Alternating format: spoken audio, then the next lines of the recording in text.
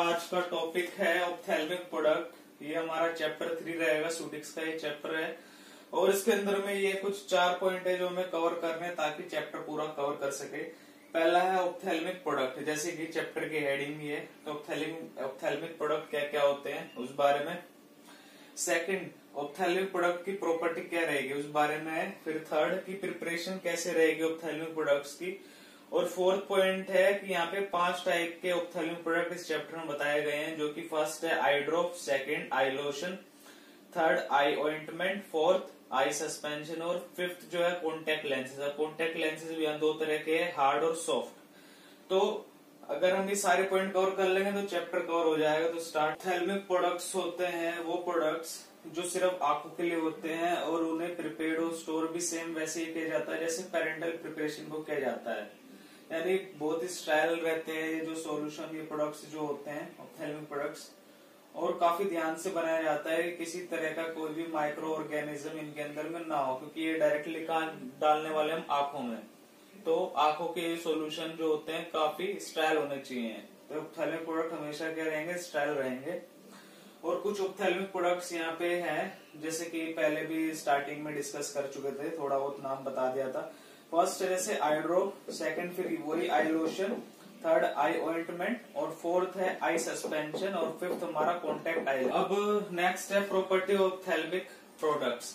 Ophthalmic की spelling गलत थी, एच नहीं था तो मैंने एच लगा दिया। ये कुछ प्रॉब्लम थी वर्ड में तो मैंने ठीक कर दी। तो अब देख लेते प्रॉपर्टी ऑफ ऑप्थेल्मिक प्रोडक्ट्स की क्या क्या इसकी प्रॉपर्टी रहती है। तो पहला कि कोई भी फॉरेन प्रोडक्ट या एजेंट ऑप्थेल्मिक प्रोडक्ट्स में नहीं होना चाहिए, जैसे कि बैक्टीरिया, वायरस, फंजाई, बैक्टीरियासाइडल और फंजीसाइडल इसके अंदर में एड ऑन किया जाता है। अगर हमें लगता है कि बैक्टीरिया, वायरस या ऐसा कुछ फॉरेन प्रोडक्ट उसके अंदर में है, या तो हम इसको फिल्टर आउट कर लेते हैं सिंटेड या फिर मेम्ब्रेन फिल्टर से। अगर हमें लगता है कोई फॉरेन प्रोडक्ट अपने ऑप्थेल्मिक प्रोडक्ट्स के अंदर में है तो। सेकंड है पार्टिकल साइज। अब पार्टिकल साइज क्या है, बहुत ही छोटा होना चाहिए ड्रग का, ताकि कोई भी इरिटेशन ना कॉज करे आई के अंदर में वो। तो इसलिए अल्ट्रा फाइन और सब डिवाइडेड पार्टिकल ड्रग के हम यूज करते हैं इस ऑप्थेल्मिक प्रोडक्ट्स को बनाने में। तो थर्ड है विस्कोसिटी। अब क्या होता है, जो प्रोडक्ट होता है हमारा ऑप्थेल्मिक प्रोडक्ट वो थोड़ा सा विस्कस होना चाहिए ताकि आई के साथ में काफी लंबे वक्त तक वो अपना कॉन्टेक्ट बना सके और काफी लंबे वक्त तक वो आंख के साथ में रिएक्ट या फिर एक्ट कर सके, उसके साथ में एक्ट कर सके। तो कुछ विस्कोसिटी क्रिएट करने के लिए हमें क्या चाहिए होंगे, थिकनिंग एजेंट चाहिए होंगे। तो कुछ थिकनिंग एजेंट दे रखे हैं यहाँ पे, पॉलीविनाइल अल्कोहल जैसे पॉलीइथाइलिन ग्लाइकोल हो सकता है, मिथाइल सेलुलोज और कार्बोक्सी मिथाइल सेलुलोज सभी ने सुना ही होगा। ये ज्यादातर यही यूज होता है, मिथाइल सेलुलोज और कार्बोक्सी मिथाइल सेलुलोज, ये सेलुलोज डेरिवेटिव्स है। अब फोर्थ है टोनिसिटी। अब आंखों में अगर वो डालेंगे हम ऑप्थेल्मिक प्रोडक्ट्स तो क्या होता है कि एक डिजायर्ड टोनिसिटी होनी चाहिए उन प्रोडक्ट्स की, क्योंकि वो क्या होता है लैक्रामल सेक्रेशन जो होते हैं आइस के उसको इफेक्ट ना करे, उसे डिस्टर्ब ना करे।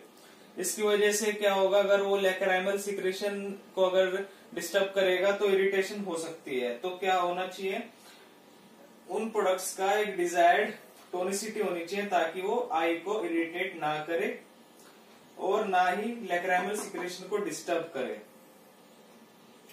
और ये देखा गया है कि जो NaCl होता है 0.5 और 1% NaCl जो होता है वो उसकी काफी अच्छी और डिजायर्ड टोनिसिटी होती है, जितना कि जैसा कि हमें चाहिए होती है। और यहाँ तक कि हम 0.9% बोरिक एसिड या फिर सोडियम एसिड फॉस्फेट बफर का भी इस्तेमाल कर सकते हैं टोनिसिटी डिजायर्ड मेंटेन रखने के लिए ऑप्थेल्मिक प्रोडक्ट्स के अंदर में। अब फिफ्थ आता है हमारा पीएच मेंटेनेंस। अब जैसे कि ऑप्थेल्मिक प्रोडक्ट है आंखों के अंदर में डलना है तो इनकी जो पीएच होती है 7 या फिर 7.4 तक हो सकती है, और इतनी पीएच मेंटेन रखनी जरूरी है ताकि आइस के अंदर कोई भी तरह का इरिटेशन ना कॉज हो। सिक्स्थ है स्टेरिलिटी। अब जो भी प्रोडक्ट होगा वो स्टाइल होगा और स्टाइल ही उसे होना चाहिए, क्योंकि अगर उसके अंदर में कोई भी बैक्टीरिया, वायरस या कुछ भी होता है तो आई के अंदर इन्फेक्शन कॉज कर सकता है। और ये देखा गया है कि कुछ अनस्टाइल प्रोडक्ट जैसे होते हैं उनके अंदर में सूडोमोनास एरोजिनोसा होता है जो कि डैमेज कर सकता है कॉर्निया को, और इससे क्या है आईसाइट हमारी असर आ सकता है आईसाइट के ऊपर में विद इन 24 से 48 आवर्स के अंदर में। और 7 जो लास्ट है वो हमारा सरफेस एक्टिव या सर्फेक्टेंट्स है, क्योंकि इसके अंदर में क्या है, हम सरफेस एक्टिव सब्सटेंस भी इसके अंदर में डालते हैं, जो कि पेनिट्रेट करेगा कॉर्निया के अंदर में जाने में हेल्प करेगा हमारे ऑप्थेल्मिक सॉल्यूशंस की। और वो जो भी ऑप्थेल्मिक सॉल्यूशन होंगे वो डिजायर्ड पार्ट ऑफ आई पर पहुंच पाएंगे। तो कुछ ऐसे एजेंट जो हमारे पास में पॉलीसोर्बेट 20, पॉलीसोर्बेट 40 और बेंजलकोनियम क्लोराइड, अधिकतर बेंजलकोनियम क्लोराइड ही ज्यादातर इस्तेमाल किया जाता है और देखा भी होगा।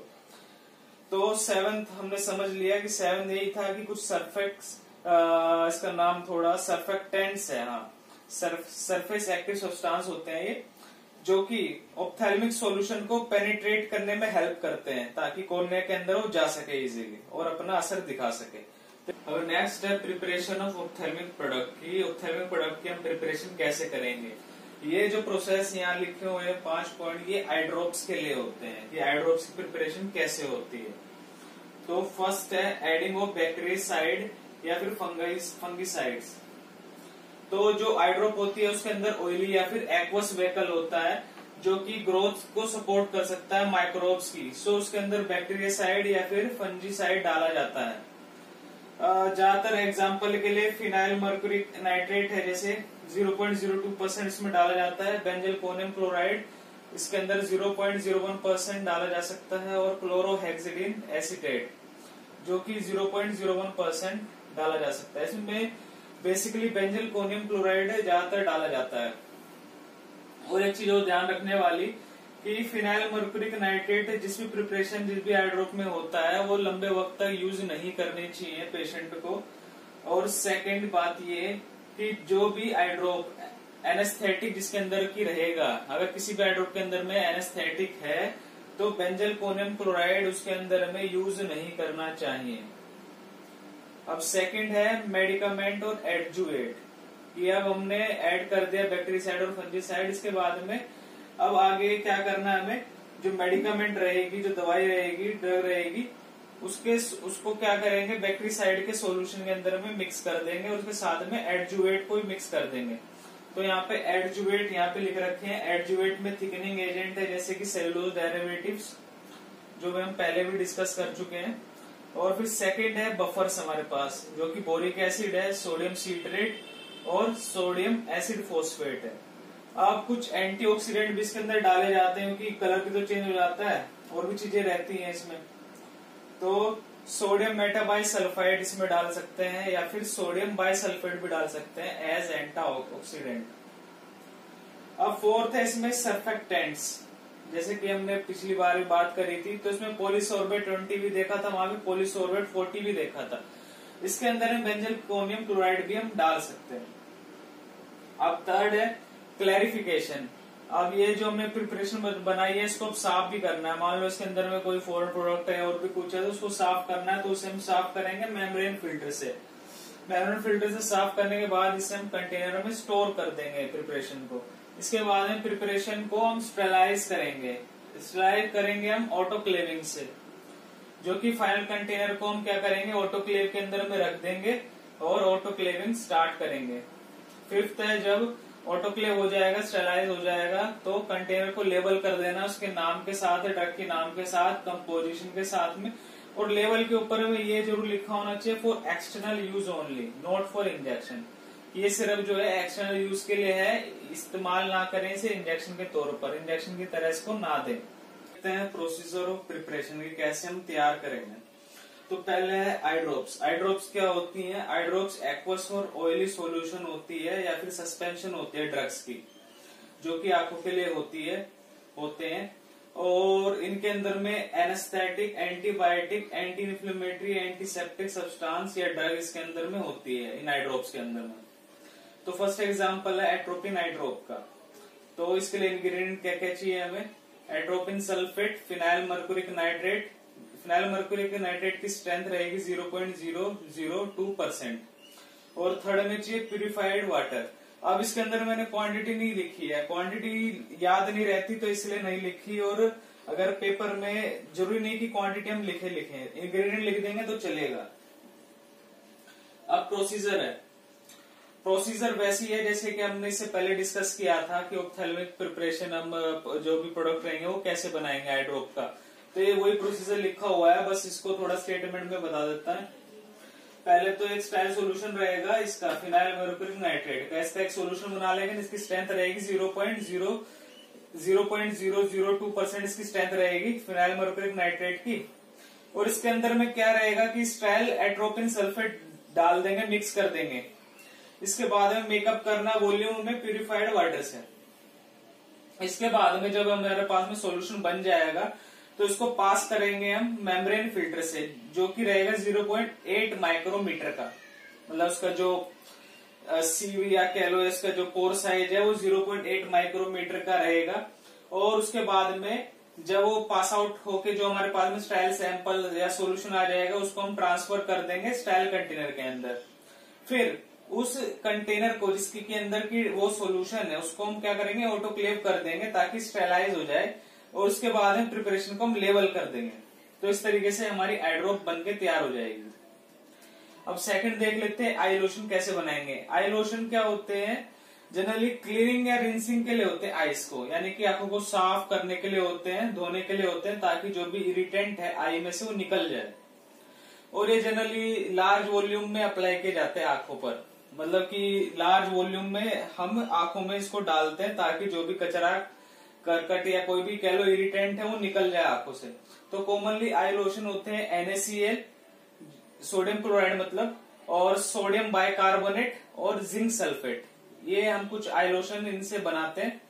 यहाँ पर एग्जांपल दे रखा है NaCl आई लोशन का, यानी सोडियम क्लोराइड आई लोशन का। तो इसके अंदर में क्वांटिटी लिख रखे है क्योंकि सिर्फ 2 ही थी। इसके अंदर में क्या होता है, आई के लिए 0.9% का एक सोल्यूशन बनता है इसमें लोशन का, इसकी स्ट्रेंथ 0.9% होती है। तो इसलिए इसका फॉर्मूला याद करना बहुत इजी है। अब इसका प्रोसीजर बहुत ही सिंपल सा है। क्या करेंगे, सोडियम क्लोराइड को पानी में डिसोल्व कर देंगे प्यूरिफाइड वाटर में, और इसको मिक्स करेंगे थोरोली, यानी अच्छे से मिक्स करेंगे। इसको फिर पास करेंगे मेम्ब्रेन फिल्टर से। इसका पोर साइज रहेगा 0.8 माइक्रोमीटर। और उसके बाद में स्टोर कर देंगे स्टाइल कंटेनर में। उसके बाद में फिर दोबारा से स्टेरलाइज करेंगे इसे ऑटोक्लेव में, और फिर हम लेवल कर देंगे इसको, और ऐसे हमारा आई लोशन बनके तैयार होते हैं। Procedure of preparation of I ointment. अब आई ऑइंटमेंट जो होती है ये कुछ ऑप्थेल्मिक प्रिपरेशन होती है जिसके अंदर की मेडिकामेंट या ड्रग डिसोल्व होती है एक ऑयल बेस के अंदर में। तो इन प्रिपरेशंस को एक सील कर देते हैं स्टाइल कंटेनर के अंदर में, या फिर स्मॉल कैप्सूल के अंदर भी हम इनको पैक कर सकते हैं। और वो जो कैप्सूल होते हैं या फिर जो कंटेनर होते हैं वो कुछ ऐसे होने चाहिए कि उनके अंदर में एक पैसेज हो, कि जिसको खोलकर या फिर उसको छील कर हम ऑइंटमेंट को निकाल सकें। जैसे स्मॉल कैप्सूल होते हैं उसके ऊपर में उनकी जो कवरिंग होती है उसको टीयर ऑफ करके हम ऑइंटमेंट को निकाल सकते हैं, वहां से ऑइंटमेंट निकल जाती है और हम उसको आंखों में अप्लाई कर सकते हैं। और जो कंटेनर होते हैं उनके ऊपर में एक ढक्कन होता है, उसे रिमूव करके आंखों में हम इनको अप्लाई कर सकते हैं। अब जो ऑयल बेस होता है ऑइंटमेंट का, ये उसकी इंग्रेडिएंट लिखे हैं और उनकी क्वांटिटी लिखी है। तो क्वांटिटी बहुत आसान है याद करने में और नाम भी याद रखने में। तो पहला है येलो पैराफिन वैक्स जो कि 80 ग्राम है, और लिक्विड पैराफिन वैक्स जो कि 10 ग्राम है, और वूल फैट जो है वो 10 ग्राम है। अब इसको ऐसे याद कर सकते हैं 80, 10, 10, तो टोटल 100 हो रहा है। अब यहाँ पर एक चीज और कि इसमें येलो पैराफिन वैक्स यूज किया गया है। येलो पैराफिन वैक्स इसलिए यूज किया है बजाय व्हाइट पैराफिन वैक्स के, क्योंकि जो व्हाइट पैराफिन वैक्स होता है ना वो ब्लीच्ड होता है, वो येलो पैराफिन वैक्स से बनता है। येलो पैराफिन वैक्स को क्या करते हैं, ब्लीच कर देते हैं और उसको व्हाइट में कन्वर्ट हो जाता है। तो उस व्हाइट पैराफिन वैक्स का हम यूज नहीं कर सकते क्योंकि उसके अंदर में ब्लीच के कुछ ना कुछ कंटेंट रह गए होंगे और वो फिल्टर ऑफ नहीं हो पाते हैं प्रॉपरली, और वो इरिटेट करेंगे आंखों को। अब सेकंड है लिक्विड पैराफिन वैक्स। ये क्या होता है, ये इसलिए होता है क्योंकि इसको विस्कोसिटी मेंटेन करने के लिए रखा जाता है ऑइंटमेंट के अंदर में, तभी तो जो ऑइंटमेंट होगा वो बाहर निकल पाएगा कंटेनर के अंदर में से, अगर विस्कोसिटी अच्छी रही तो।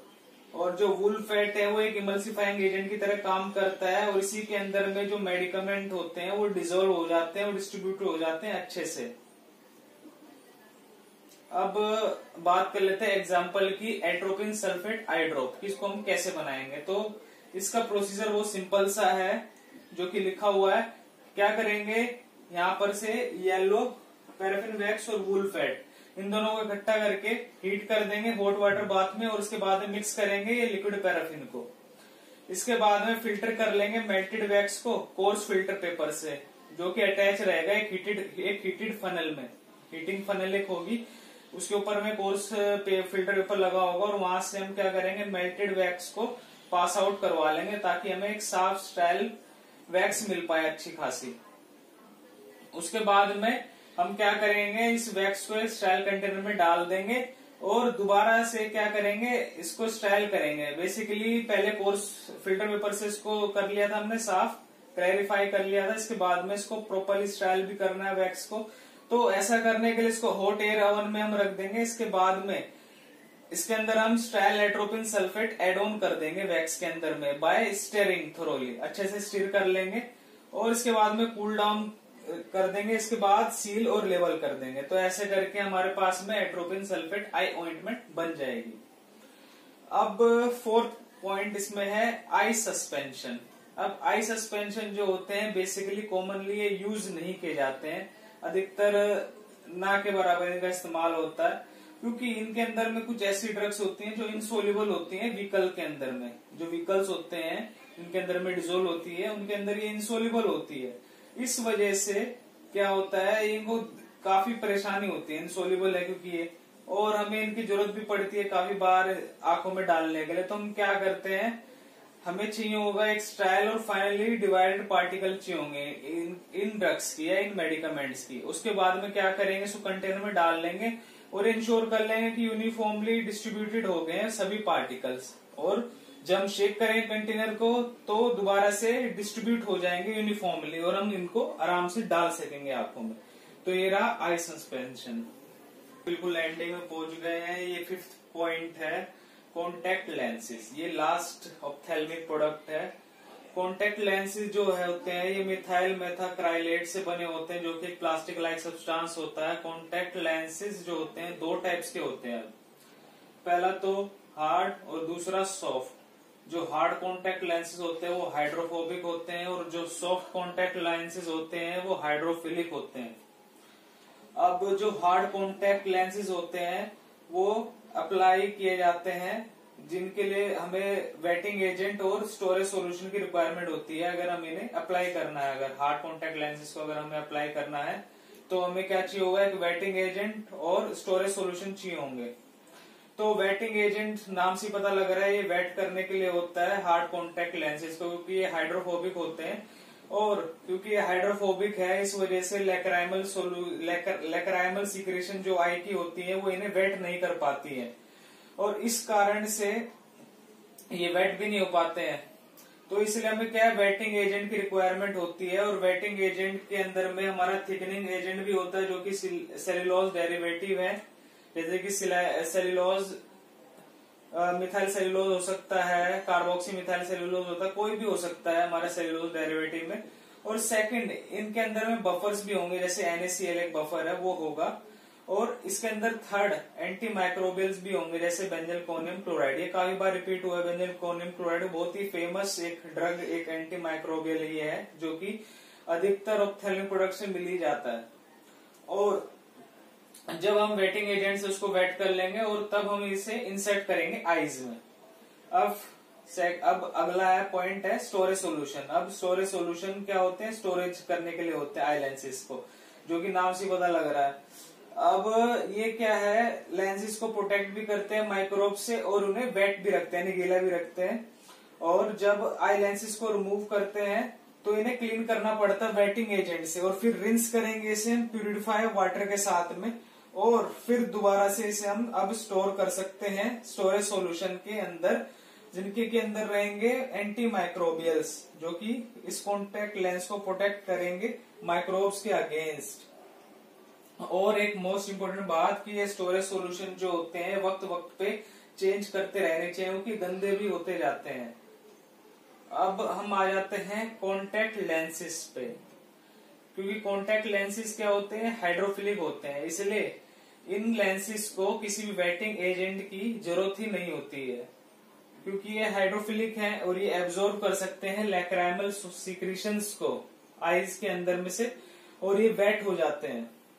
और ये लेंसेज जो होते हैं ये आई ड्रॉप्स को भी और वेटिंग एजेंट्स को भी एब्जॉर्ब कर लेते हैं। अगर मान लो कि हमने आई लेंसेज पहन रखे हैं, इस टाइप वाले सॉफ्ट कॉन्टेक्ट लेंसेज या आई लेंसेज पहन रखे हैं और हमने अपनी आंखों में आई ड्रॉप अगर डालते हैं तो ये सॉफ्ट कॉन्टेक्ट लेंस उन आई ड्रॉप्स को भी एब्जॉर्ब कर लेंगे। तो इस वजह से हमें जब भी कोई आई ड्रॉप डालने हैं अपनी आंखों में तो हमें इन सॉफ्ट लेंसेज को निकालना होगा अपनी आंखों में से। और इस सॉफ्ट लेंसेज को हम स्टेरलाइज भी कर सकते हैं by heating them with NaCl solution, यानी कि NaCl सॉल्यूशन या फिर ब्राइन सॉल्यूशन भी जिसको हम बोलते हैं, इससे हम हीट करके इन्हें स्टेरलाइज भी कर सकते हैं। तो हमारा लास्ट पॉइंट यही था, लास्ट पार्ट यही था और चैप्टर यहाँ पे फिनिश होता है। तो पूरी वीडियो में कहीं पे भी कोई पॉइंट ना समझ में आया है तो पूछ लेना और कोई डाउट हो तो कमेंट में लिख देना। और बस आज के लिए इतना ही। नेक्स्ट चैप्टर जो हमारा रहेगा इनकम्पैटिबिलिटी पे रहेगा और ये हमारा क्रैश कोर्स है जो कि फार्मास्यूटिक्स पे है। इसके बाद हम अदर सब्जेक्ट्स पे भी हम जाएंगे। तो आज के लिए इतना ही। Thank you.